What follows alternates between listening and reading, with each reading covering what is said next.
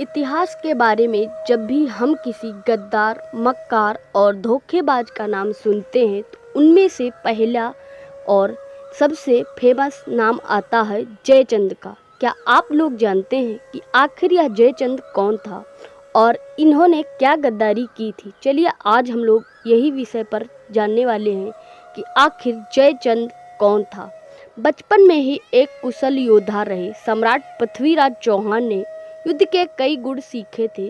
बाल्यकाल में ही उनके अंदर योद्धा बनने के सभी गुण आ गए थे। दिल्ली के शासक और पृथ्वीराज चौहान के दादा अंगम ने पृथ्वीराज चौहान के साहस और बहादुरी की कहानियां सुनी तो बहुत प्रभावित हुए। इसके बाद उन्होंने पृथ्वीराज चौहान को दिल्ली के शासन के लिए सिंहासन का उत्तराधिकारी बनाने का ऐलान कर दिया। पृथ्वीराज चौहान की एक कहानी प्रचलित है। वह इतने शक्तिशाली थे कि एक बार बिना किसी हथियार के ही शेर को मार दिया था। दिल्ली का राज सिंहासन की गद्दी संभालने के बाद पृथ्वीराज चौहान ने किला राय पिथौरा को बनवाया था। सिर्फ 13 साल की उम्र में ही गुजरात के पराक्रमी शासक भीमदेव को युद्ध में हरा दिया था। पृथ्वीराज चौहान 6 भाषाएं जानते थे, जिनमें संस्कृत, प्राकृत, मागधी, पैशाची, सौरसेनी और अपभ्रंश भाषा शामिल है। इसके साथ ही उनको मीमांसा, वेदांत, गणित, पुराण, इतिहास, सैन्य विज्ञान और चिकित्सा शास्त्र का भी ज्ञान था। पृथ्वीराज चौहान की तरह ही उनकी सेना भी बलवान थी। इतिहासकारों के मुताबिक 300 हाथी तथा 3 लाख सैनिक पृथ्वीराज चौहान की सेना में शामिल थे। इनमें बड़ी संख्या में घुड़सवार भी थे। भारतीय इतिहास के सबसे प्रसिद्ध हिंदू राजपूत राज में से एक पृथ्वीराज चौहान का राज राजस्थान और हरियाणा तक फैला था। साहसी और युद्ध कला में निपुण सम्राट पृथ्वीराज चौहान बचपन से ही तीर कमान और तलवारबाजी में बहुत ही निपुण थे। पृथ्वीराज चौहान को कन्नौज के राजा जयचंद की बेटी संयोगिता से प्रेम हो गया था। इसके बाद वह संयोगिता को स्वयंवर से ही उठा कर ले गए और गंधर्व विवाह किया था। हालांकि संयोगिता के पिता राजा जयचंद और पृथ्वीराज चौहान की आपस में नहीं बनती थी। शादी के लिए जयचंद राजी नहीं थे। संयोगिता को उठा ले जाने के बाद जयचंद ने पृथ्वीराज चौहान से दुश्मनी मान ली थी।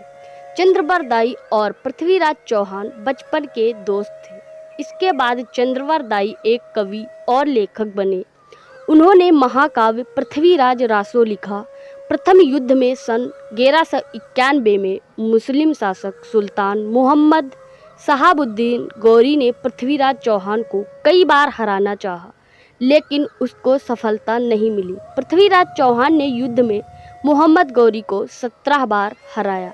इसके अलावा वह इतने दरियादिली थे कि मोहम्मद गौरी को कई बार माफ़ कर भी दिए थे और उसको हर बार जीवित छोड़ देते थे।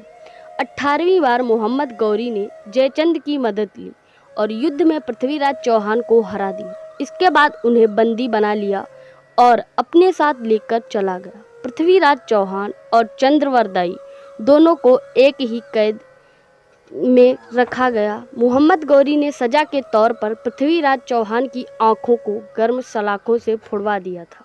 मोहम्मद गौरी ने चंद्रवर दाई से पृथ्वीराज चौहान की अंतिम इच्छा पूछने के लिए कहा, क्योंकि चंद्रवर दाई और पृथ्वीराज आपस में मित्र थे। पृथ्वीराज चौहान शब्द भेदी बाण चलाने में माहिर थे। मोहम्मद गौरी को इस बात की जानकारी दी गई, जिसके बाद उसने कला प्रदर्शन के लिए इजाज़त दे दी। पृथ्वीराज चौहान को जहां पर अपनी कला का प्रदर्शन करना था, वहां पर मोहम्मद गौरी भी मौजूद था। पृथ्वीराज चौहान ने चंद्रवर दाई के साथ मिलकर मोहम्मद गौरी को मारने की योजना पहले से ही बना ली थी। महफिल शुरू होने वाली थी, तभी चंद्रवर दाई ने एक दोहा कहा कि 4 बांस 24 गज अंगुल अष्ट प्रमाण, ता ऊपर सुल्तान है मत चूके चौहान। चंद्रवर दाई ने पृथ्वीराज चौहान को संकेत देने के लिए इस दोहे को पढ़ा। इस दोहे को सुनने के बाद मोहम्मद गौरी ने जैसे ही शाबाश बोला, वैसे ही अपनी आंखों को गवा चुके पृथ्वीराज चौहान ने मोहम्मद गौरी को अपने शब्द भेदी बाण से मार दिया। हालांकि सबसे दुख की बात यह है कि इसके बाद पृथ्वीराज चौहान और चंद्रवर दाई ने दुर्गति से बचने के लिए एक दूसरे को मार दिया था। पृथ्वीराज ने अपने अपमान का बदला ले लिया। पृथ्वीराज के मरने की खबर सुनने के बाद संयोगिता ने भी अपनी जान दे दी थी। वैसे आप लोगों का इस विषय पर क्या राय है, कमेंट बॉक्स में ज़रूर देना।